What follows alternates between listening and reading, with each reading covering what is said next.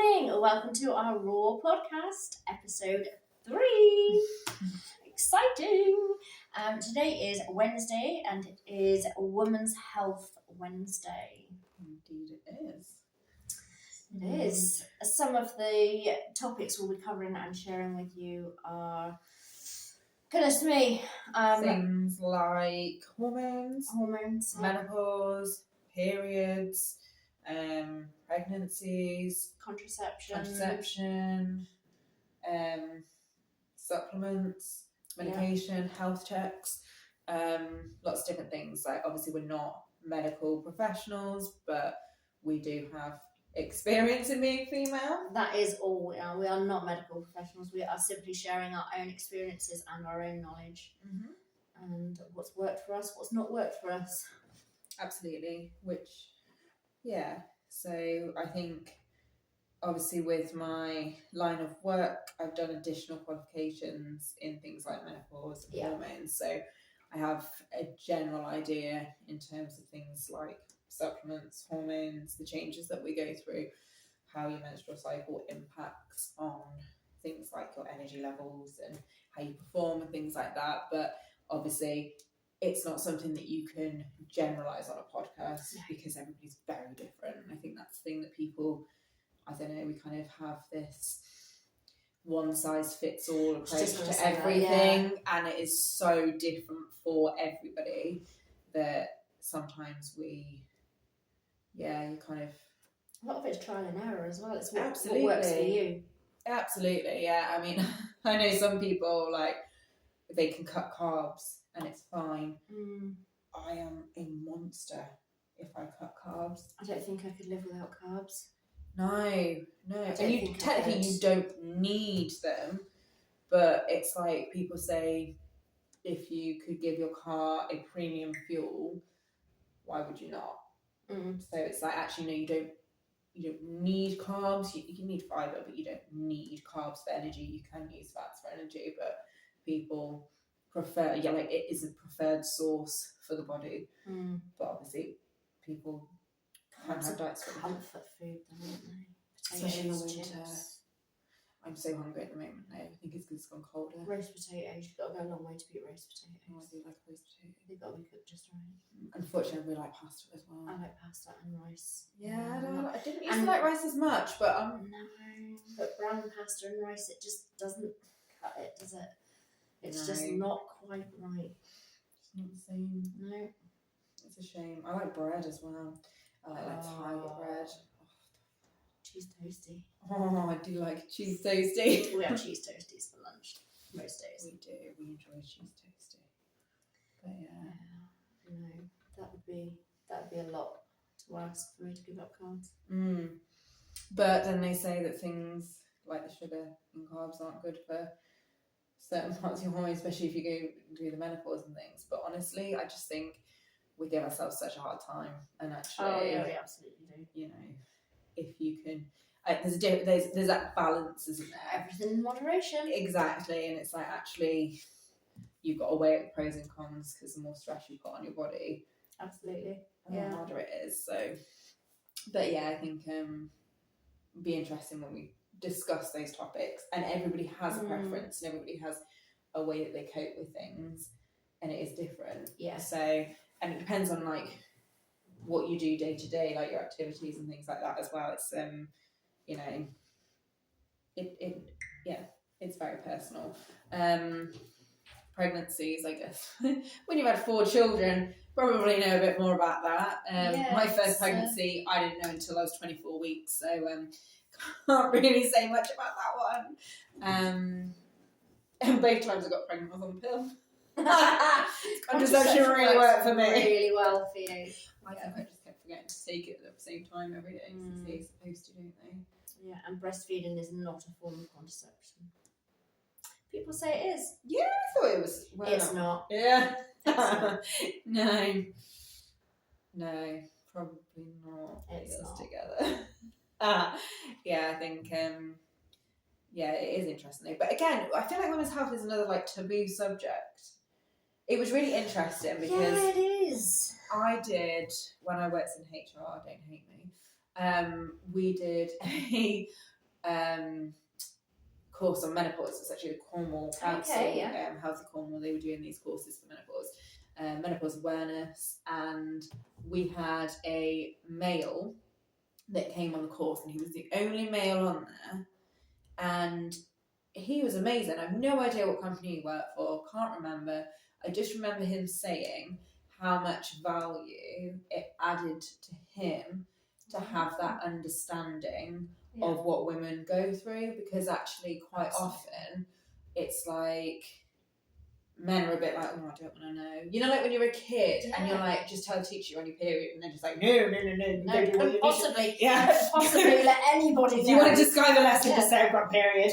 Okay, do your thing. Absolutely. Whereas like, I think now we are getting to a situation where I've had exes that won't go and get like pick up pads or tampons or whatever from the shop. Whereas like, if I ask Chris, he'll be like, I'm not bothered. He's like, it's not like I'm bleeding. I'm like, okay. Whereas me, when I go and pick them up, I'm like, I'm going to go through self-checkouts, I'm going to get back, I don't want people to know. Oh, Hannah. Because then people just assume that if you're not very nice. We're normalising it. I know. No, I know we are, but I'm saying it's also normal to feel that, feel that. It is. And I think it stems from school. I think, it is. It's like that feeling of, I don't want everybody. And also, it's like, you're on your period. It's like, no, you're just annoying me. It has nothing to do with my period. Yes. But it's even worse if you are on your period and you're annoyed at somebody. Time of the month. Yeah. No, I'm just annoyed. I know. But they say that, don't they? They say that men can be annoyed and they can have emotions. That's okay. Yeah. But women can't. We're just emotional. Okay, thanks. But yeah. Oh, no, I am definitely more emotional than Chris, to be fair. Yeah. There you are. Yeah. That's okay though. That's okay. I am female. Yeah, I'm not gonna say it's not the way that it is. That's okay. That is okay. All feelings are okay. Absolutely. Yeah. All feelings like your are crayon valid. t-shirt. Like my crayon t-shirt, Mhm. yeah. Oh, I'll crack that out one day. Oh yeah, you should. That'd be nice. I don't really have any cool t-shirts like that. Oh, I've got loads. I have to wear one. Yeah. I'm sure I've got 7. I could have one each day. My little positive t-shirts. I'm a positive Polly. We're doing alliteration for names today. We are. Yeah. What else was there to cover? We did write notes. Sleep. We have to make notes just so we don't forget anything. Sleep. Yeah, sleep is so important. So important. It's important to everything. Women need more sleep, don't they, than men anyway? Yeah, they do. Yeah. So it's more important for us. Again, to do with our hormones. So, and it's interesting because things like melatonin decrease when you hit menopause, which is why a lot of women who go through menopause really struggle with sleeping. I remember you saying that. Yeah, so it's quite, menopause is horrible. Like all your hormones like decrease apart from cortisol, which is the stress hormone, which goes up. It goes up. Yeah, how unfair is that? That's really unfair. We've got a couple of friends that are going through theirs, and I think it's interesting because when they talk, sometimes I'm like, it's almost like when you're a teenager and you start periods. Yeah. It's like very, it's kind of that feeling really tired and needing more sleep and feeling like emotional for no reason, and it is, and it's not something you have any control over either. No, it's gonna happen, isn't it? Yeah. There's nothing you can do about it. And it's even worse, do you remember when you were a teenager and something makes you really upset or you're angry and then you start crying and you're like, why am I crying? Yeah, I don't even know what's happening right now. Stop it. Yeah. Oh, it sucks. Yeah. Can't wait to do all that. Yeah, well, they say prepare. I've got an expert in the field, I'll be okay. Something like that. But again, it's very different for everybody, isn't it? Some people do set through it. Some people don't have the issues. It doesn't really affect them.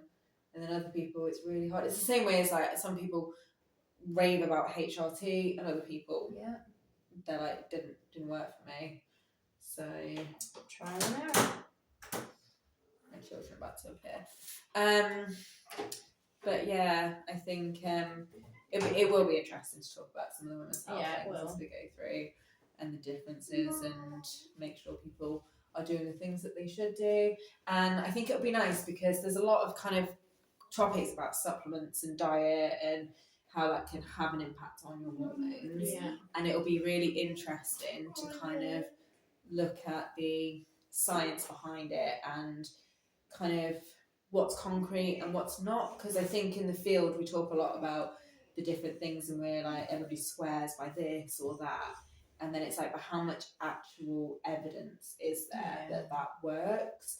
And again, it can be very dependent on the individual. Yeah, absolutely. What effect that has. It's never going to be a one size fits all, is it? No, never. So never.